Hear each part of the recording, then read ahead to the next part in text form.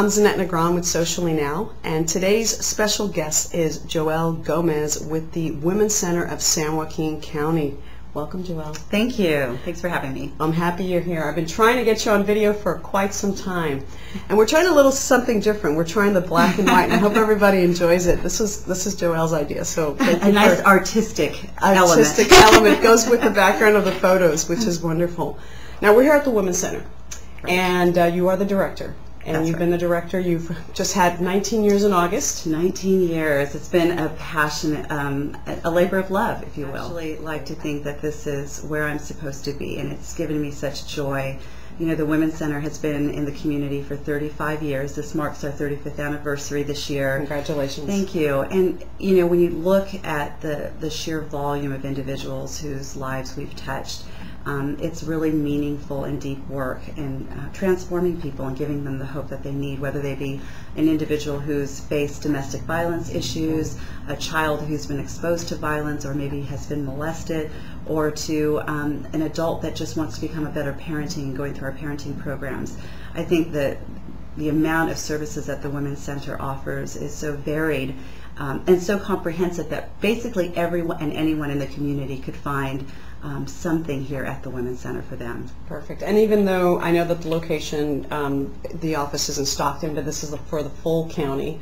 Correct. And so how would people, if they want to get information, to contact the center? Would it be by phone, email? What would you recommend people to do? Well, we do have, our main office, as you said, is here in Stockton, but we also have an office in Lodi as well as in Tracy, and then we operate 2 undisclosed shelters. But the quickest and easiest way to find us certainly is on the internet. Right. If they go to our website, which is womenscentersjc.org, or they could call either our helplines or our main number, which is 209-941-2611, and then we could, you know, certainly direct them to the appropriate and the closest location. Because I'm sure some calls will be an emergency case. Right. And I will put that information and have it scrolled down here for the viewers so that they can have it on the website.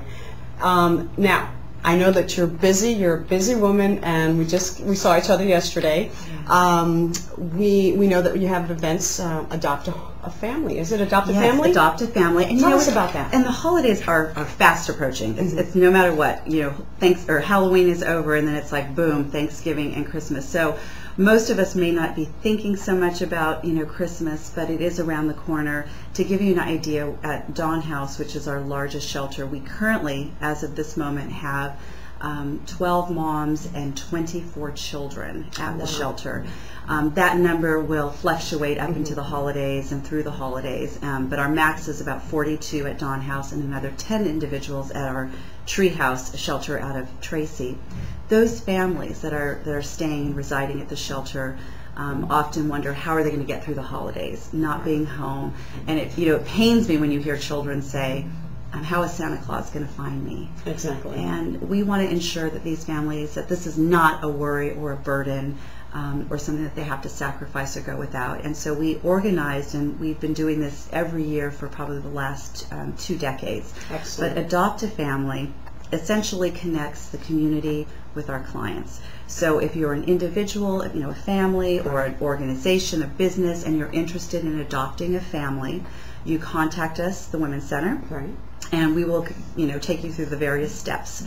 We provide a wish list from the clients, and the wish lists are not, out of this, they aren't unrealistic. They're not unrealistic. And so anyone who's thinking about this, nothing is too small. No. And I mean, everything's appreciated. They want socks, they want pajamas, they want tops, they want, hygiene items.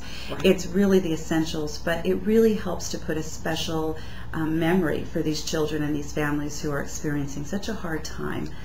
So we really encourage people to contact us if they're interested in sponsoring a family. It's not only the shelter families. We have many other families that are utilizing our services, maybe counseling, maybe they're attending our support groups or any of the other programs that we offer. So we have, close to, every year we adopt about 125 families. That is phenomenal. That is great. So the community can really help with that. Absolutely. Absolutely. And they can get their families involved in that.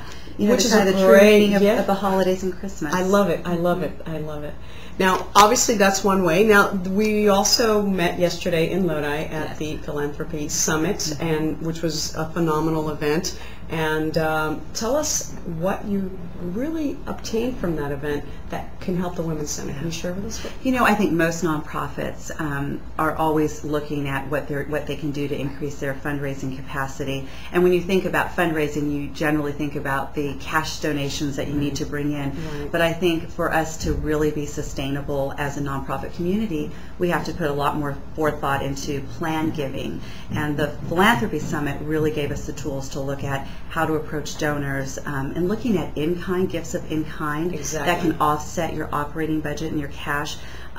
Ways to actually capitalize, if you will, on those in-kind gifts and to help generate even more gifts down the road. I think the other thing that was really stand out for me from the summit was the fact that we do need to now begin really deliberately marketing our plan giving program, and we're hoping to actually have a reception in the next couple of months where we invite individuals who have expressed interest in maybe putting the Women's Center in their will or leaving the Women's Center in their legacy, and really helping to educate people about the importance of doing that now. It doesn't matter if we're in our 20s, 30s, 40s, 60s, 80s. We can begin to make that commitment now and help an organization really see that they will be sustainable in the future. And this is very crucial because obviously the Women's Center is a place where it will be needed.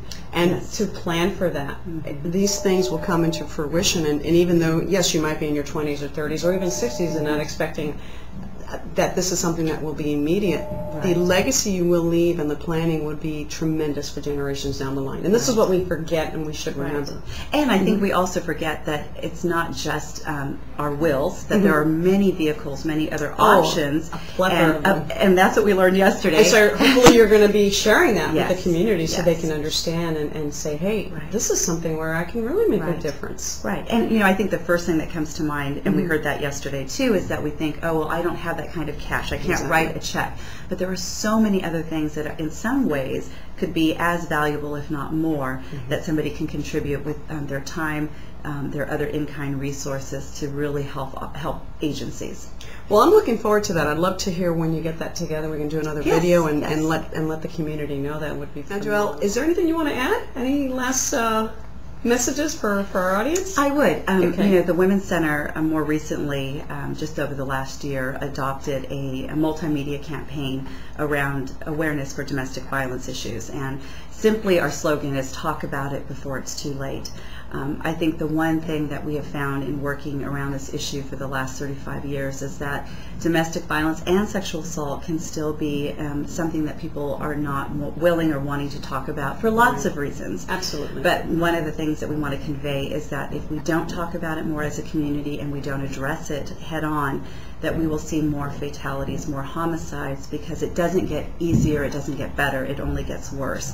And the Women's Center is really here long term to help our community better understand how to escape from a domestic violence situation, how to recover from a domestic violence or a sexual assault. And so I guess my final message is if you know of someone or you yourself need that service, we're here. And it's not easy, but if someone can find the courage to call us, they're not alone. We'll be with them. This is phenomenal. So I love that. And also I wanted to add is it's not just for women. There are obviously the men and the young men and children that are affected. That there is a resource, and it's a great resource. And we thank you so much for being here because you do a phenomenal job.